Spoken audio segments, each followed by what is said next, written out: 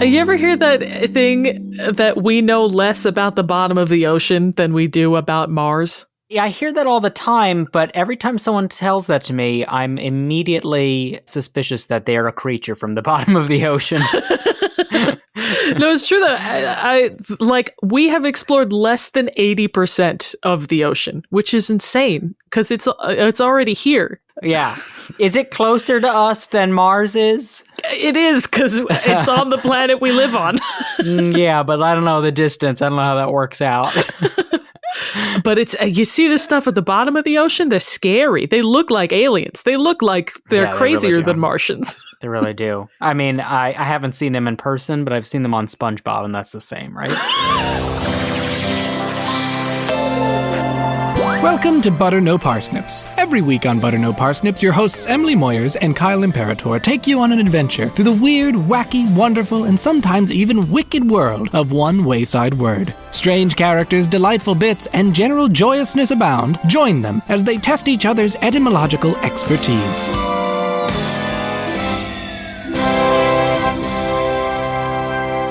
Hey everybody, welcome to Butter No Parsnips. I'm Kyle Imperator. And I'm Emily Moyers. And Emily Moyers, full name Emily Banana Hands Moyers, has a word for us today. That's not right. Banana related. I can say definitely not banana related. I mean, you can't say definitely because you don't know. No, without a doubt. You do happen to be correct that this word is not banana related. I'll give you that hint.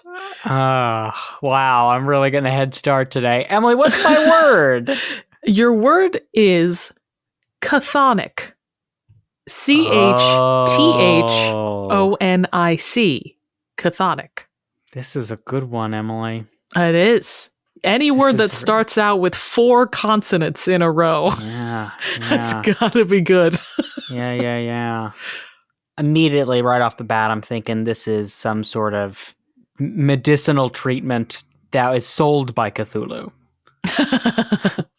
Well, hold on to your Cthulhu thought. We'll come back to it. Oh, okay. I mean, so Cthulhu, bottom of the ocean, tentacles. I mean... Oh. Yeah, that was the obvious reach for you, huh? Is chthonic like tentacular? Are those synonymous? It is not. Is it an adjective? It is an adjective, yes. It is an adjective. Can I posit the language of origin? I assume, perhaps wrongfully, but my assumption is it's Greek. You got it. Would you like a clue? Sure, give me a clue. Your one-word clue is Styx. Yes, like the river Styx, chthonic does have something to do. Oh, yes, it's all coming back to me. Have you heard this word? Yes, I think I have. I can see the brain blast forming.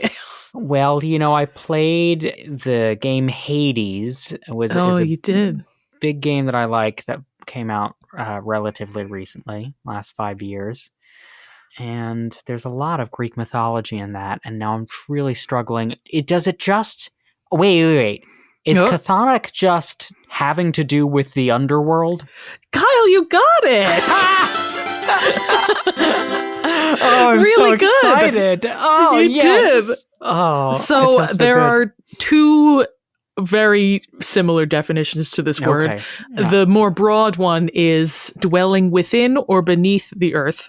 But the other one is in the context of Greek mythology of or relating to the underworld. Wait, so you could use it just to talk about deep sea creatures? Yeah, or underground stuff. Could be chthonic. I love that so much. And yes, chthonic is likely the inspiration for the name of the Lovecraftian entity Cthulhu. Wow. However, we're not really going to talk about Cthulhu in this episode because we already talked about him in this month's Patreon episode. So, hey everybody, patreon.com/butternoparsnips, where for just $5 a month, you can find out which eldritch god Kyle and I would most like to date.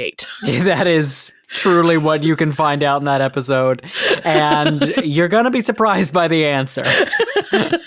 But let's talk about some etymology first, Kyle. Okay, sure, yeah. So this word, comes from the ancient Greek chthon. For the Greek letter nerds out there, that's Chi Theta Omega Nu, which, by the way, was also my sorority for pagan witches. They didn't tell you that you could only use 3 letters, huh?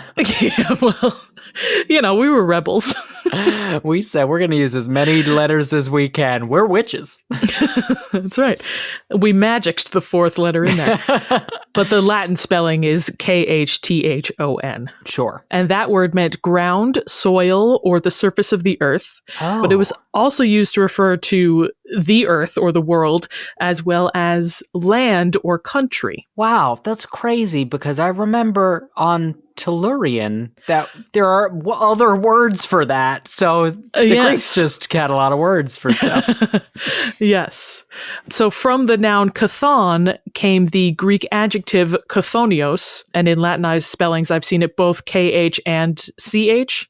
Sure. And that meant living in, under, or beneath the earth. Interesting that was the next step. Yeah, but I guess they had another word for an adjective that meant relating to Earth. So they were like, well, we'll have this one mean under the earth. Under the earth. Yes. Okay. And then English scholars adopted that adjective, only instead of the eos ending, we used the suffix ic, which English often uses to adjectivize Greek and Latin derived words. I'm surprised it didn't become Chthonius. Chthonius. Which also, I guess, is my firstborn child's name at this point. Yes. He will grow up to be a villain, but... Yeah. Grow up to be a villain. He'll be born a villain, Emily. So, chthonios and chthonic, both the Greek and English word, have mostly been used to describe figures in Greek mythology, as you rightly surmised. And again, chthonios described things beneath the earth, so any gods associated with the underworld are chthonic gods. Any come to mind, Kyle? Oh, so many. Well, I mean, on the river Styx was Charon. Yes, he's a demon, but he would be a chthonic demon, yeah. Oh, he's a demon? Oh. Yeah, I think he's not technically a god. I think he's a demon. There's also, Hades. You got it, king of the underworld, yeah. Persephone spent some time there. Yes, she resides there half the year. But because chthonios also meant in the earth, Greek gods associated with agriculture would also be considered chthonic. Oh. Thus, Persephone is chthonic twice over because her annual return from the underworld to the surface brings the growth and bounty of spring. Yeah, wow, that's amazing. Yeah. Can you think of any other agrarian gods, Kyle? Oh, agrarian gods.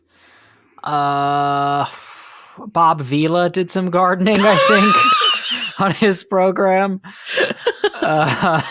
Rosemary and Thyme, the detectives. Jonius Darius. No, Kyle. Wait. Let's see. I mean, on the tip of my tongue, I'm trying to picture gods with vines in their hair. Well, vines is a good one to think of, Kyle. Do you remember the many domains of Dionysus? I was gonna say Dionysus. Yes, he is a god of wine, but also of vegetation is one of his other domains. So he is an agriculture god that is sometimes referred to as chthonic. I mean, that makes sense. He's all about bounties, and that's where, Yeah. So that term, chthonic gods, is sometimes used alongside the term uranic gods, Uranic. And uranic stems from Uranus, the Greek primordial god and personification of the sky. Oh. He's before the Titans, who were before the gods. Oh, right. Early. But because of Uranus's association with the sky and the heavens, Uranic describes things or figures that are heavenly or celestial. Right. That's interesting because it was after the void, it was Uranus and Gaia, personification of the earth. Wow, it's just interesting that's not Gaic. Fascinating. Yes, so the two of them parented the Titans, and then later came the gods. That must have been a really rough toddler age for the Titans, terrible twos. Yeah, but your parents are the earth and sky. Yeah. It's like stressful Sunday dinner. Yeah.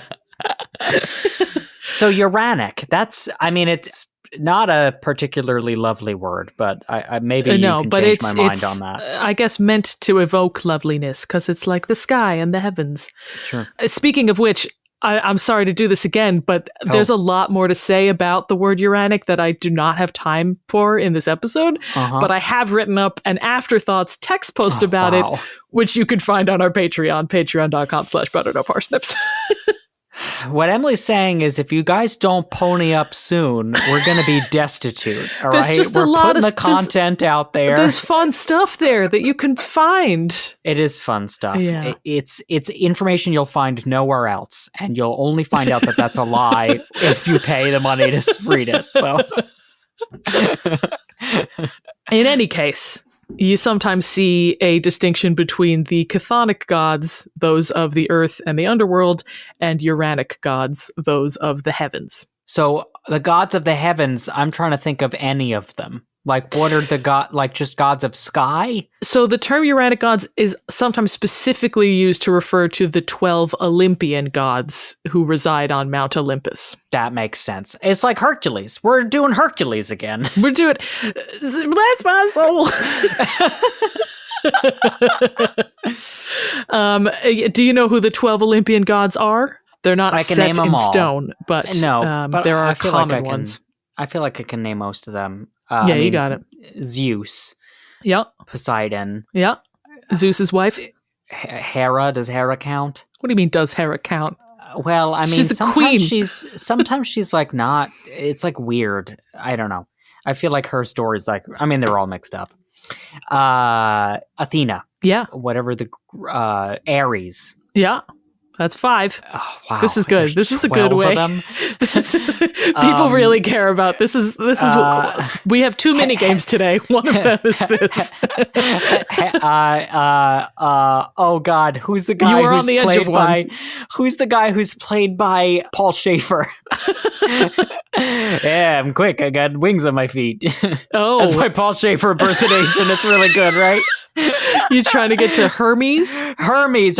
Yeah. There's another H one though. God of the Forge. Hesperus. Hephaestus. Hephaestus. Right. Yeah, that's what I said. You got it. Yeah. There's also, or do you want to keep going? Give me some hints. Okay. You said Athena, but Athena has a sister. Oh, Athena's the wisdom. Hunting, right? That's Athena. Nope, there's another one that's hunting. Although I guess Athena is hunting too. There's another one that's hunting, and she's on here as well. Pass. What's her name? Okay. I think the ones you missed are there's Aphrodite. Oh yeah. Artemis, Apollo. Demeter, and Dionysus. Yeah, man. I haven't played Hades in a couple of years, I think, so. Great gods, good people. Yeah. They're all mensches. Yeah, so those are the Olympian gods, sometimes called the Uranic gods. You also sometimes see a distinction between chthonic rituals and Uranic rituals, distinguishing between like the rituals of worship for the earthly or underworld gods, as opposed to rituals to the heavenly gods. I was reading a little bit about it. There are like different types of sacrifices and different types of libations. So chthonic rituals often involved offering a black or dark-haired animal as a sacrifice. Okay. And I was reading about how like Uranic sacrifices, the worshippers would often eat the sacrifice themselves. They would like burn the animal and then eat it, and then they would burn the rest of it for the remains would be burned to the god. Yeah. But in chthonic rituals, they would burn the entirety of the animal for the god. So this type of sacrifice where they were burning the whole animal was called a holocaustos, and that is where we get the word Holocaust. Oh my God. Yeah, it's rough. Oh my God. Yeah, that is from holos, meaning whole, and kaustos, meaning burnt. That is a very interesting fact. Now I want to know how long Holocaust was in the English language before World War II. I mean, the word was around since Middle English, so that's going pretty far back. That's like 1000s. Now I'm picturing like people in England in the 1400s just burning animals whole. Sure. Well, and what's interesting is it was also a practice in Judaism to burn sacrifices. Wow. Yeah. I mean, that makes sense because, well, I mean, without starting to get sacrilegious, you know, I mean, we talked in a prior episode about the relation of many modern day religions to the Greek mythology and how there's like a through line. Sure, because like pagan rituals and holidays and things all got sort of usurped. Yes. Yeah. Yeah. Yeah. In order to make it easier to convert people to Judeo-Christian religions. Yeah. It's all fascinating. So getting back to our Olympian gods there, the astute among you, I guess not Kyle included, might have noticed that Dionysus, who we just a moment ago said was chthonic, was on the list of uranic or Olympian gods. Yeah, I was not one of those people, huh? But he's chthonic because he deals with the earth, but he lives in Olympus. Yes. So this idea of chthonic gods as a sort of separate group. Wait. What? Everybody hold on. But also, Dionysus's myth is mixed with that of Zagreus, who in some of the stories is the son of Hades. So he is kind of chthonic sometimes. Yeah. And that makes a lot more sense to me now. So this idea that chthonic gods are a sort of a separate group seems to be more of a modern concept that we have mapped onto the Greek pantheon. Sure. But we don't necessarily have reason to believe that the ancient Greeks made that hard of a distinction. Case in point, Dionysus and Demeter are both Olympian gods, but because agriculture is among their domains, they can both be considered chthonic gods as well. And Demeter is a goddess of agriculture. Persephone's mother, I think. Yes, and there's also aspects of her that are chthonic because of her involvement in that story of Persephone. So it seems like the ancient Greeks considered chthonic less of a category and more like a state of being or a characteristic. Sure. Evidenced by the use of chthonios or chthonia as an epithet. Oh. Yeah. Like as a part of a god's name. Yes. So epithets were often used after a Greek god's name, sort of like a surname, to reference a characteristic or relationship that is not part of their primary domains. Right. Can you think of any examples of these epithets, Kyle? Yeah, we talked about one in Lyceum. We did. I remember. Oh God, which god was it? Well, what was the epithet? Lycia, wasn't it? Lysias, yes. Lysias, yes. Yeah, so several gods had the epithet Lysias either due to an association with wolves, as Apollo Lysias, which you mentioned in that episode, or due to being worshipped on Mount Lycaeus, as Zeus Lycaeus or Lysias. Oh, there was a mountain. Yes, like in a separate area than where you were talking about in Lyceum. Crazy. In Arcadia, there's a Mount Lycaeus, and the gods that were heavily worshipped in that area have also been named with the epithet Lycaeus or Lysias. Interesting. Is there still a connection to wolves in that sense? Yes, because I think the name of that mountain comes from the word for wolf as well. Wow. Yeah. So Persephone Chthhonia is sometimes used to describe Persephone during the half of the year when she resides in the underworld, as opposed to the other half of the year.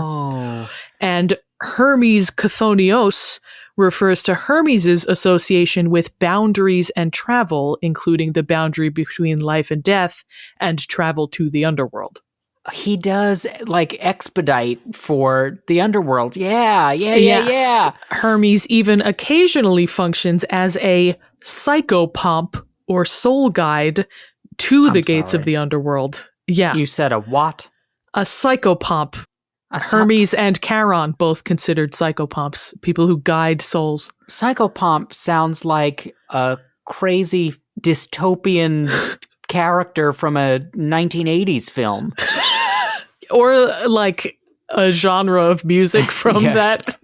From that era. film. Yeah. It came from that film. Psychopomp. Yeah, it sounds like it's from, what was that awful Keanu Reeves movie you made us watch?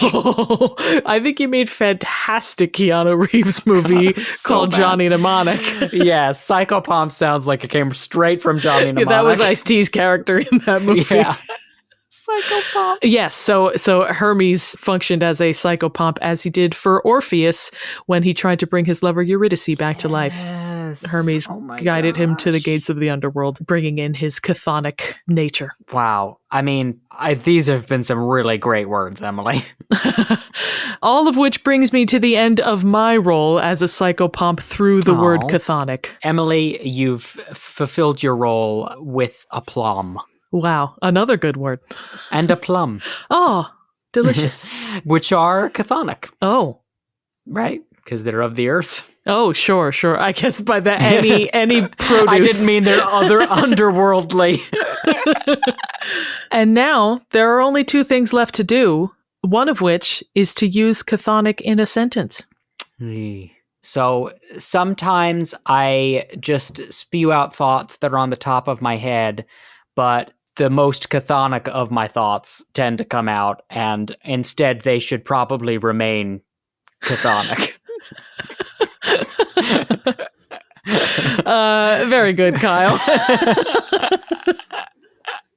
Thanks, Em. Em, great word. Love it. Oh, I'm so glad. Kyle, the other thing that we have still to do is a game. Love games. Your game today is called Where Chthon Earth. Wow. Good. It's a bit of a reach, huh? No, it's good. I love it.